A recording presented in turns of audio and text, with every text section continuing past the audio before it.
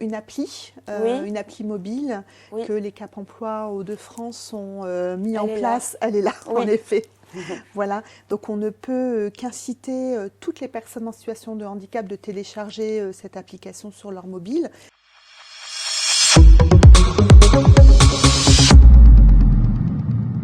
Bonjour à toutes et à tous, bienvenue à la rubrique Emploi et Handicap de Direct Job TV.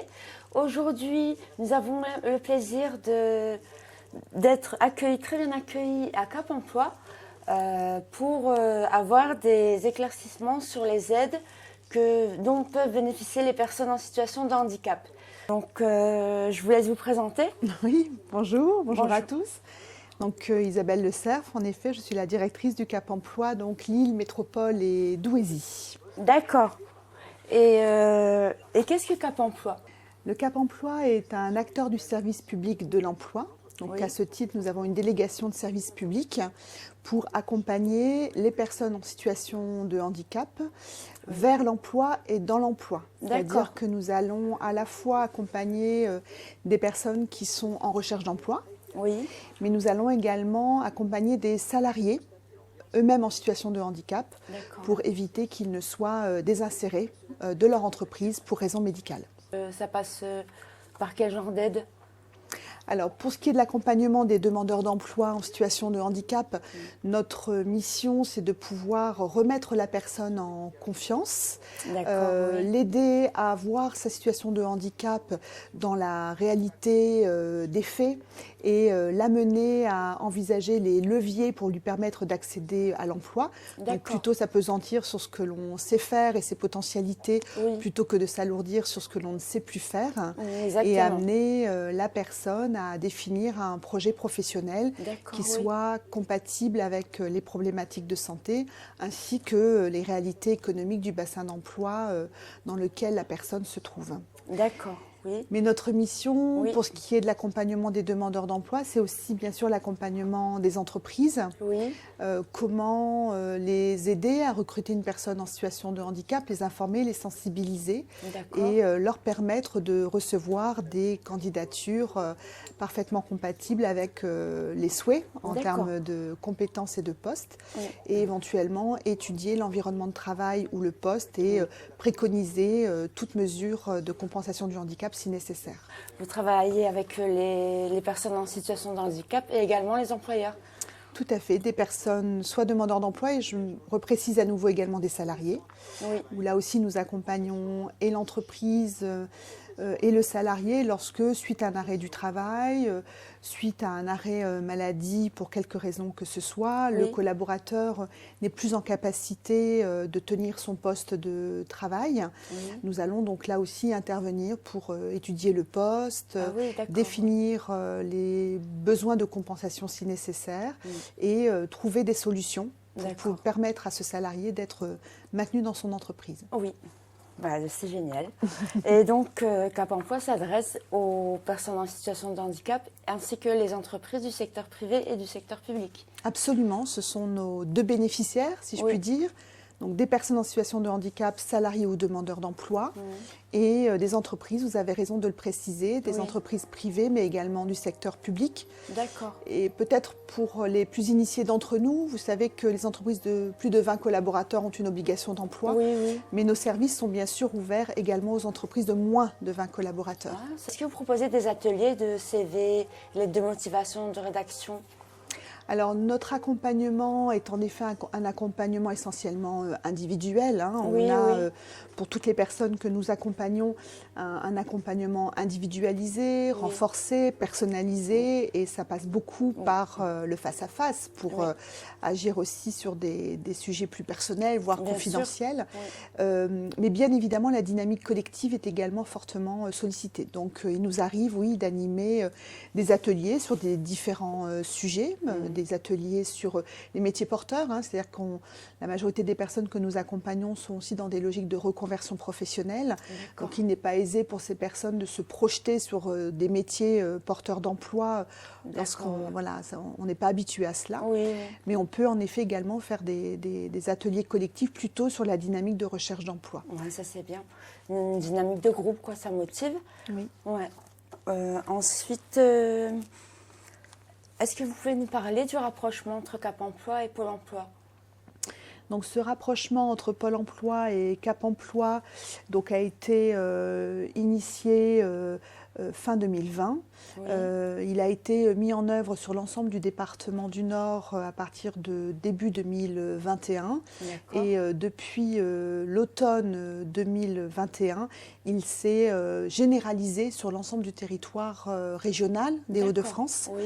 La finalité de ce rapprochement Pôle Emploi-Cap Emploi, c'est vraiment la construction d'une offre de services intégrée basée sur un lieu unique d'accompagnement.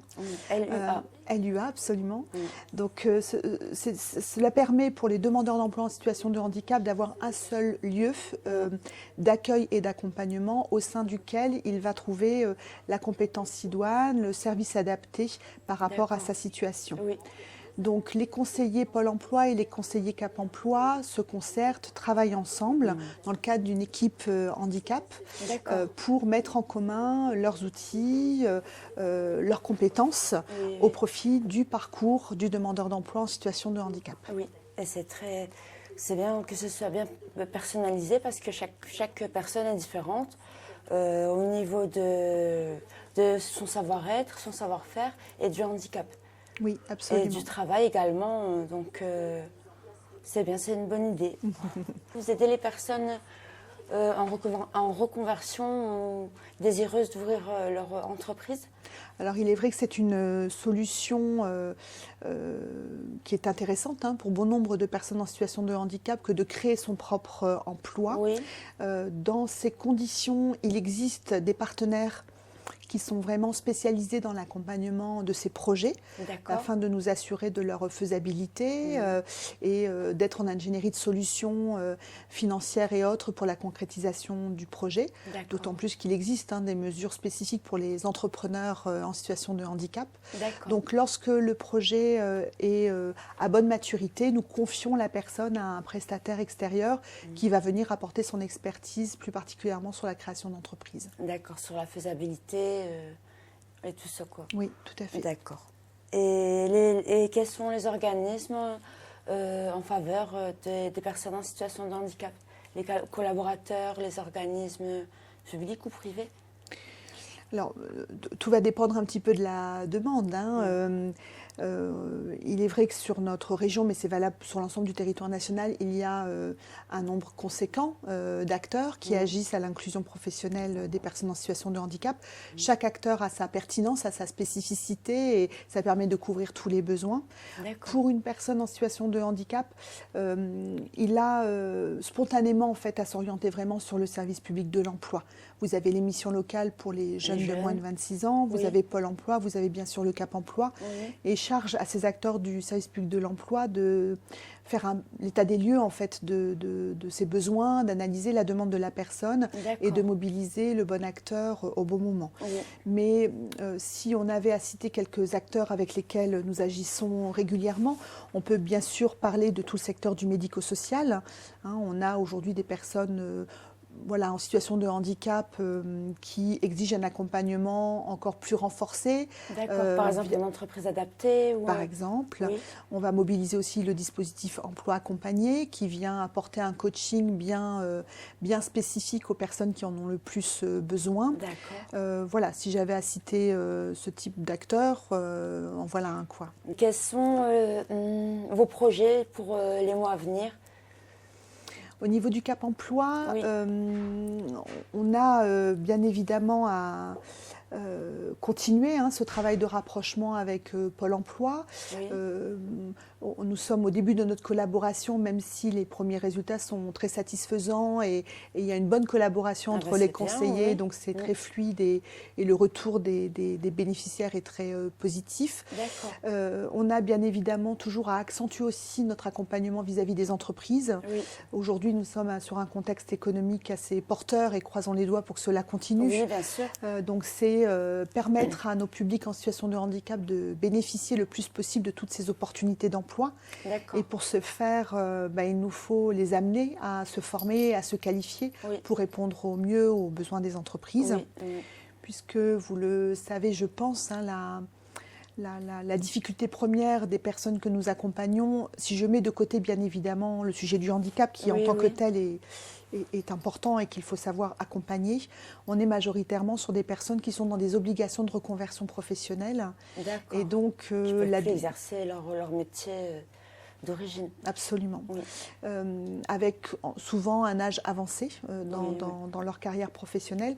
Donc de se poser avec la personne pour identifier les capacités de celle-ci à rebondir sur de nouveaux métiers, de pouvoir le former, le qualifier, c'est important. Par des bilans de compétences entre autres, hein, mais le Cap Emploi en tant que tel peut aider à cela, à poser le bilan professionnel de la personne et à travailler les compétences transférables. Oui. Mais vous avez raison, le bilan de compétences est un des outils également mobilisables. Et ensuite, comment on amène la personne à se former et à se qualifier pour obtenir les compétences attendues des entreprises. Et nous avons, nous, à mobiliser les entreprises afin qu'elles soient inclusives, qu'elles soient portes ouvertes pour des personnes en situation de handicap qui parfois ont des CV un peu complexes en termes de lecture, en tout cas qui posent plus de questions que n'importe de réponses. Et c'est notre rôle que de pouvoir agir à la médiation à l'emploi.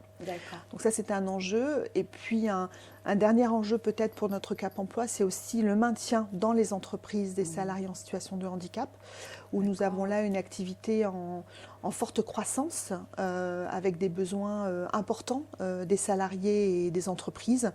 Donc là aussi, nous agissons souvent en curatif. Donc on essaie d'avoir un accompagnement le plus adapté à la situation, avec pour certaines personnes plutôt des envies de reconversion professionnelle. Donc on va agir aussi là dans le cadre en interne ou à l'externe. Et nous allons donc agir au Conseil en évolution et transition professionnelle aussi pour ces salariés qui doivent repenser complètement leur vie professionnelle.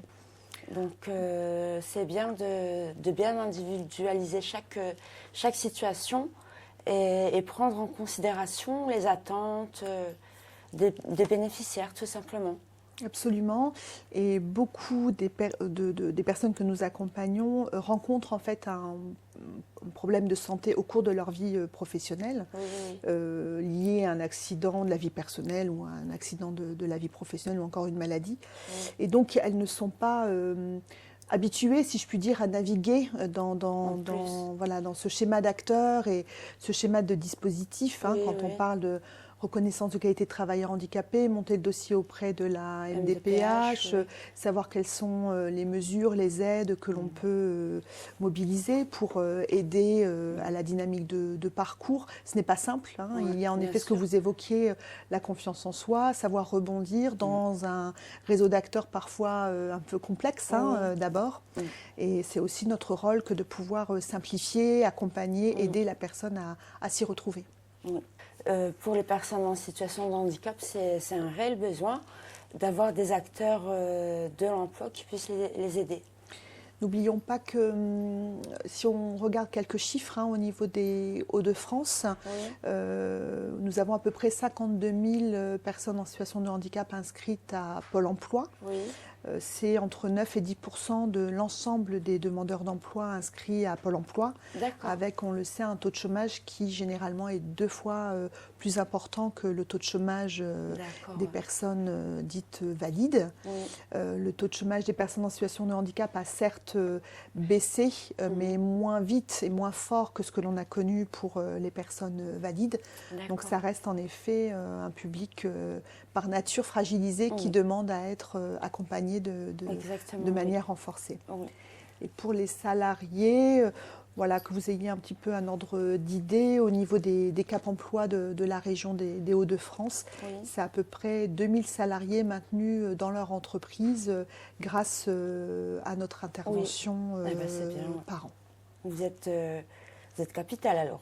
Écoutez, on apporte notre pierre à l'édifice en tout cas. Ouais. On essaye voilà, que tout se passe bien. Oui, ouais, bien sûr. avec une logique bien sûr de résultat, hein, Oui. parce qu'on met toujours la personne au centre de notre action ainsi que l'entreprise. Oui, oui. Et les 7 Cap Emploi donc, de la région, hein, nous sommes 7 en tout, ont à cœur en effet d'apporter du résultat à ces personnes. Donc que ça se démocratise, l'emploi des personnes en situation de handicap, moi c'est plus comment dire comme avant difficile.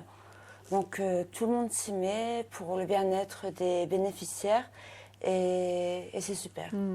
Ben, je vous remercie beaucoup, Madame Le Serre. Ben, peut-être, si je peux me permettre, oui, je vous en prie. Oublié, oui.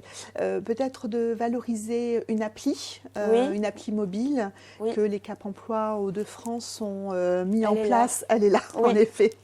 Voilà, donc on ne peut qu'inciter toutes les personnes en situation de handicap de télécharger cette application sur leur mobile. Oui. C'est une appli qui est gratuite, qui est complètement sécurisée en termes de données personnelles, donc elle est RGPD à 100%. Et la personne, en téléchargeant cette application, choisit le territoire sur lequel il souhaite avoir des informations, soit sur l'actualité du Cap Emploi, des informations sur des actions de formation qualifiante par exemple, mais également l'accès à toutes les offres d'emploi qui sont quelque part réservées aux personnes en situation de handicap. Donc c'est un bon moyen pour avoir accès à toutes les informations emploi de la région. D'accord, donc c'est l'appli Cap Emploi. Cap Emploi Hauts-de-France, tout à fait. Mais écoutez, je vous remercie beaucoup de votre accueil, Madame Le Serre. Avec plaisir. Et bien écoutez, peut-être qu'on reviendra vers vous pour une nouvelle interview. Vous êtes les bienvenus. Ouais, c'est gentil. Merci beaucoup. Merci. Mais écoutez, voilà, notre rubrique est terminée et à très vite pour un nouveau sujet. Au revoir.